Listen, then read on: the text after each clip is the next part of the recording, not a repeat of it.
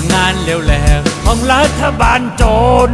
เห็นแล้วสังเวชอีโตนพี่น้องทุกคนที่ประสบภัยบ้านเรือนเพพังบ่เหลืออีหยังน้ำพัดพาไปเวรกรรมซ้ำเติมภาครัฐก่อไว้ทุกกายทุกใจสุดซ้ำลำเค็งเห็นแล้วอนาถพี่น้องห่วมศาสตร์จมเมืองบาดาลทุกครั้งนี้แสนทรมานป่าเหือนป่าซานอดอยากยากเข็นน้ำตาไหลนองอยากให้พี่น้องนั้นมาได้เห็นเกิดแตกครั้งนี้เหมือนตายทั้งเป็นหมดเนื้อหมดตัวเสียบ้านเสียเหือนขอบคุณสาวไทยที่มีน้ำใจมาช่วยบ่เหมือนพักลัดเฮงสวยนอกจากบ่สวยแถมยังบิดเบือนปิดกันข่าวสารคนเขาประจานทุกบ้านทุกเฮือนนี่แหละรัฐบาลโจรเถื่อนเมืองจ่าบิดเบือนข่าวไม่ฮอดใสคนลาวทำศาสตร์ตัดกันบ่ขาดหักพอแพงกันบ่เคยลืมเสื้อชาติพันธุ์ว่าลาวเฮานั้นเป็นมาจังใดพี่น้องเดือดร้อนต้องเอื้ออาทรบ่แลงน้ำใจช่วยเหลือเกื้อกูลฮักแพงกันไว้ลาวนอกลาวในก็ลาวคือกัน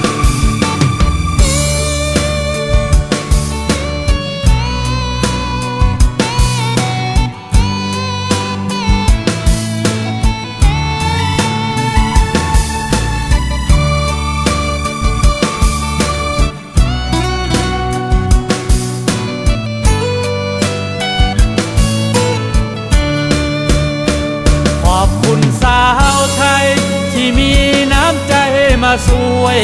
บ่เหมือนพักลัดเฮงสวยนอกจากบ่สวยแถมยังบิดเบือน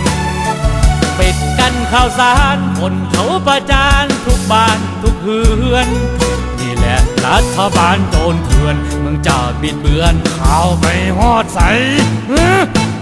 คนลาวทำศาสตร์ตัดกันบ่ขาดหักพอแพงกันบ่เคยลืมเสื้อชาติพันธุ์ว่าลาวเฮานั้นเป็นมาจังใดพี่น้องเดือดร้อนต้องเอื้ออาทรบ่แลงน้ำใจช่วยเหลือเกื้อกูลฮักแพงกันไว้ลาวนอกลาวในก็ลาวคือกัน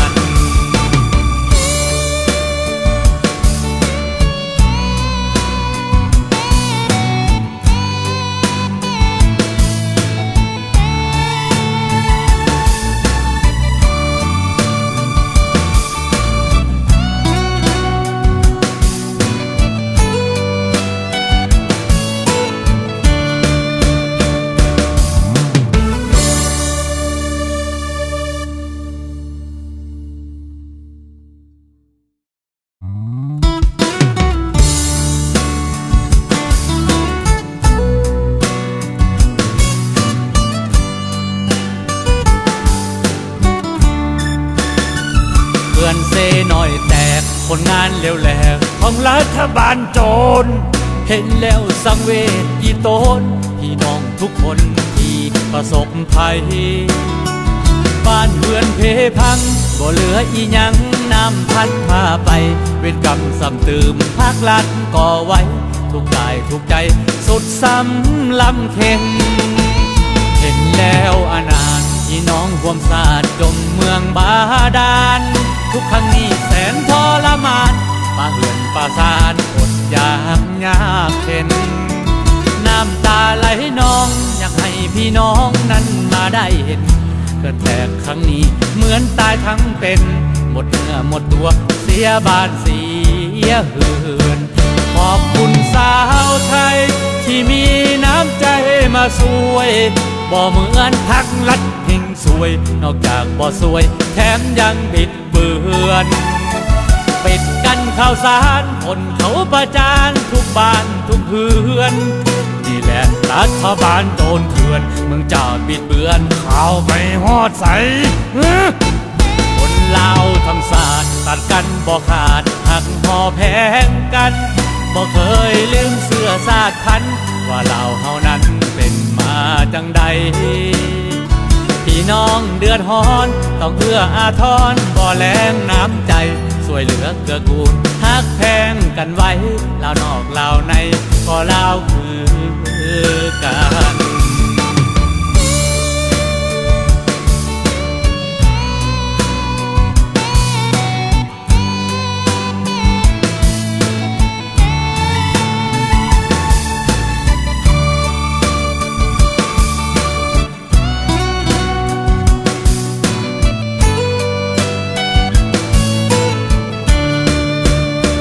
ขอบคุณสาวไทยที่มีน้ำใจมาสวยบ่เหมือนพักลัดเฮงสวยนอกจากบ่สวยแถมยังบิดเบือนปิดกันข่าวสารคนเขาประจานทุกบ้านทุกเฮือนนี่แหละรัฐบาลโจรเถื่อนมึงจะบิดเบือนข่าวไปฮอดใสคนลาวทำศาสตร์ตัดกันบ่ขาดหักพอแพงกันบ่เคยลืมเสื้อชาติพันธุ์ว่าเราเฮานั้นเป็นมาจังใดพี่น้องเดือดร้อนต้องเอื้ออาทรบ่แลงน้ำใจช่วยเหลือเกื้อกูลฮักแพงกันไว้ลาวนอกลาวในก็ลาวคือกัน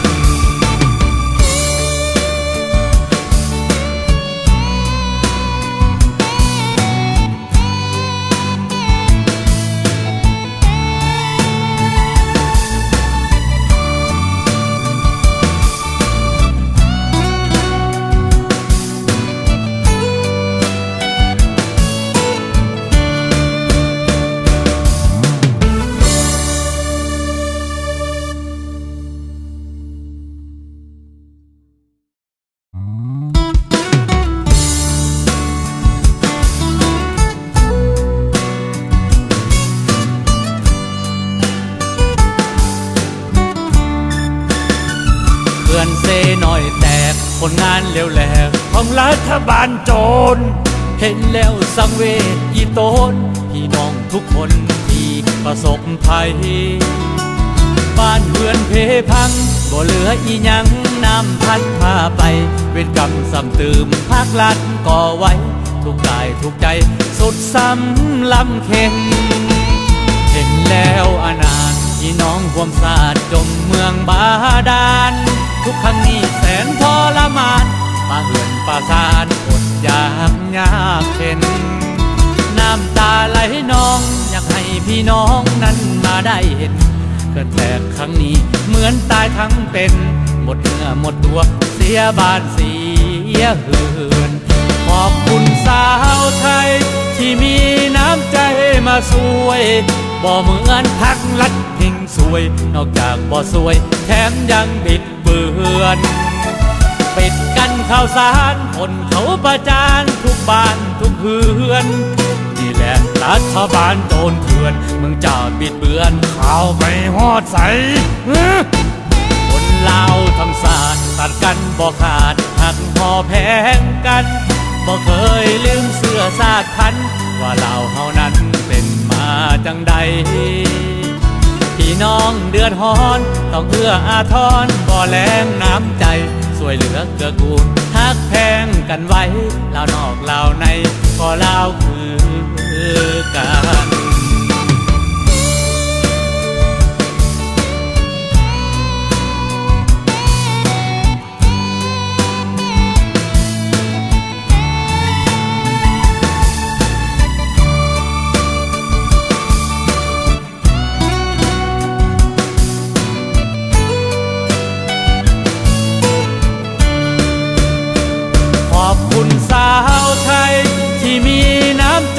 มาสวยบ่เหมือนพักลัดเฮงสวยนอกจากบ่สวยแถมยังบิดเบือนปิดกันข่าวสารคนเขาประจานทุกบ้านทุกเฮือนนี่แหละรัฐบาลโจรเถื่อนมึงจะบิดเบือนข่าวไปฮอดใสคนลาวทำศาสตร์ตัดกันบ่ขาดหักพอแพงกันบ่เคยลืมเสื้อชาติพันธุ์ว่าลาวเฮานั้นเป็นมาจังใดพี่ พี่น้องเดือดร้อนต้องเอื้ออาทรบ่แลงน้ำใจสวยเหลือเกื้อกูลฮักแพงกันไว้ลาวนอกลาวในก็ลาวคือกัน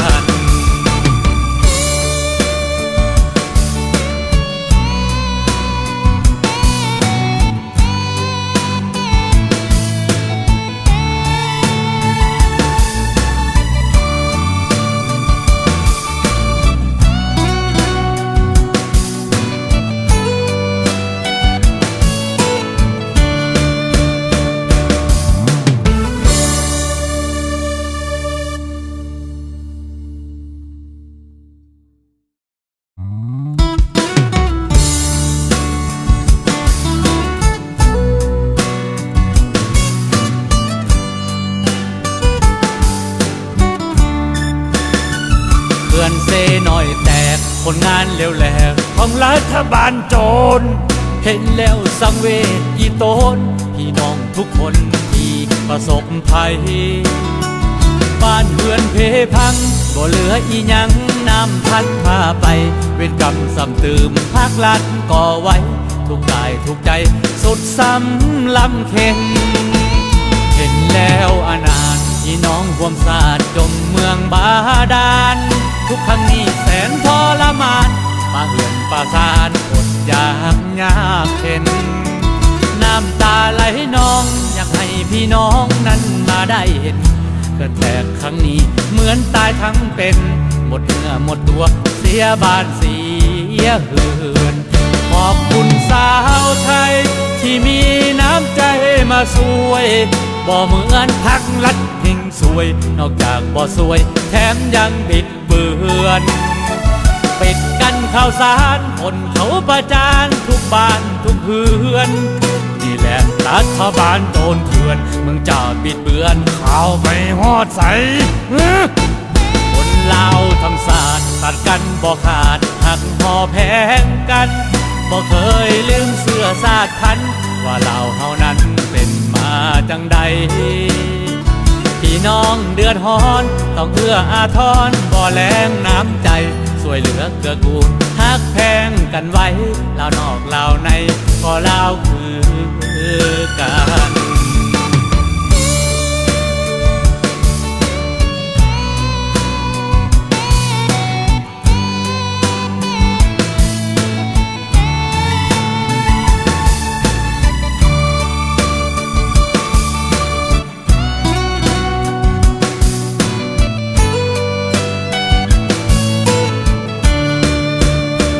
ขอบคุณสาวไทยที่มีน้ำใจมาช่วยบ่เหมือนพักลัดเฮงสวยนอกจากบ่สวยแถมยังบิดเบือนปิดกันข่าวสารคนเขาประจานทุกบ้านทุกเฮือนนี่แหละรัฐบาลโจรเถื่อนมึงจะบิดเบือนข่าวไม่ฮอดใสคนลาวทำศาสตร์ตัดกันบ่ขาดหักหอแพงกันบ่เคยลืมเสื้อชาติพันธุ์ว่าลาวเฮานั้นเป็นมาจังใดพี่น้องเดือดร้อนต้องเอื้ออาทรบ่แลงน้ำใจสวยเหลือเกื้อกูลฮักแพงกันไว้ลาวนอกลาวในก็ลาวคือกัน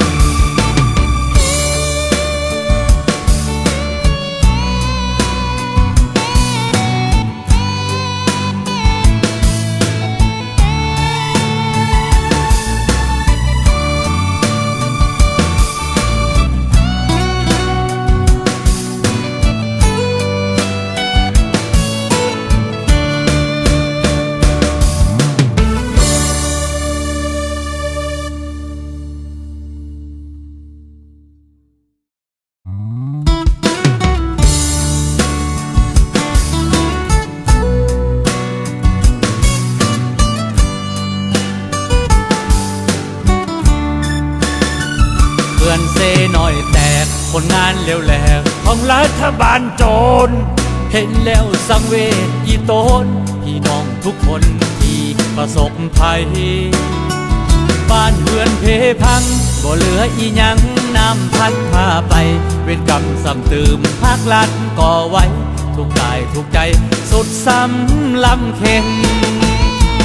แล้วอนาถที่น้องห่วมศาสตร์จมเมืองบาดาลทุกครั้งนี้แสนทรมานป่าเหือนป่าซานอดอยากยากเข็นน้ำตาไหลน้องอยากให้พี่น้องนั้นมาได้เห็นเกิดแต่ครั้งนี้เหมือนตายทั้งเป็นหมดเนื้อหมดตัวเสียบ้านเสียเหือนขอบคุณสาวไทยที่มีน้ำใจมาช่วยบ่เหมือนพักลัดเพ่งสวยนอกจากบ่สวยแถมยังบิดเบือนปิดกันข่าวสารคนเขาประจานทุกบ้านทุกเฮือนนี่แหละรัฐบาลโจรเถื่อนเมืองจ่าบิดเบือนข่าวไม่ฮอดใสคนลาวทำศาสตร์ตัดกันบ่ขาดหักพอแพงกันบ่เคยลืมเสื้อชาติพันธุ์ว่าลาวเฮานั้นเป็นมาจังใดพี่น้องเดือดร้อนต้องเอื้ออาทรบ่แลงน้ำใจช่วยเหลือเกื้อกูลฮักแพงกันไว้ลาวนอกลาวในก็ลาวคือกัน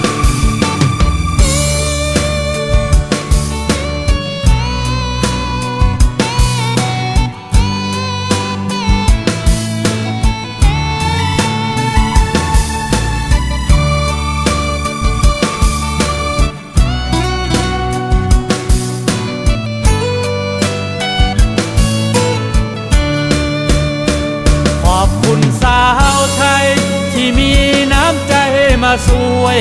บ่เหมือนพักลัดเฮงสวยนอกจากบ่สวยแถมยังบิดเบือน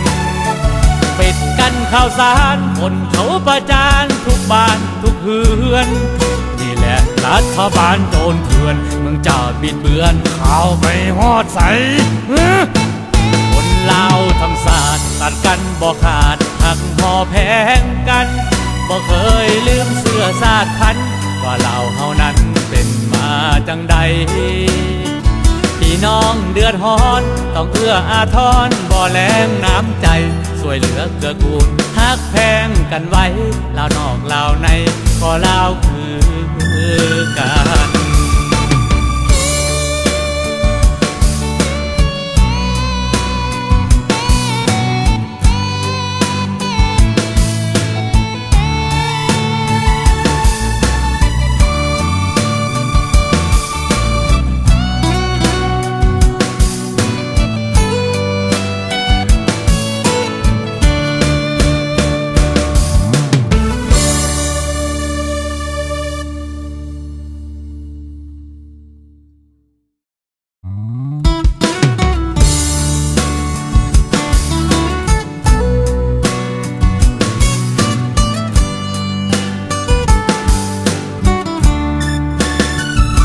นเซหน่อยแตกผลงานเร็วแหลกของรัฐบาลโจรเห็นแล้วสังเวชกี่ตนพี่น้องทุกคนที่ประสบภัยบ้านเรือนเพพังบ่เหลืออีหยังน้ำพัดพาไปเวรกรรมซ้ำเติมภาครัฐก่อไว้ทุกกายทุกใจสุดซ้ำลำเค็งเห็นแล้วอนาถที่น้องห่วมศาสตร์จมเมืองบาดาลทุกครั้งนี้แสนทรมานป่าเหือนป่าซานอดอยากยากเข็นน้ำตาไหลน้องอยากให้พี่น้องนั้นมาได้เห็นเกิดแต่ครั้งนี้เหมือนตายทั้งเป็นหมดเนื้อหมดตัวเสียบ้านเสียเหือนขอบคุณสาวไทยที่มีน้ำใจมาช่วยบ่เหมือนพักลัดเพ่งสวยนอกจากบ่สวยแถมยังบิดเบือนปิดกันข่าวสารคนเขาประจานทุกบ้านทุกเฮือนนี่แหละรัฐบาลโจรเถื่อนเมืองจ่าบิดเบือนข่าวไม่ฮอดใสคนลาวทำศาสตร์ตัดกันบ่ขาดหักพอแพงกันบ่เคยลืมเสื้อชาติพันธุ์ว่าลาวเฮานั้นเป็นมาจังใดพี่น้องเดือดร้อนต้องเอื้ออาทรบ่แลงน้ำใจช่วยเหลือเกื้อกูลฮักแพงกันไว้ลาวนอกลาวในก็ลาวคือกัน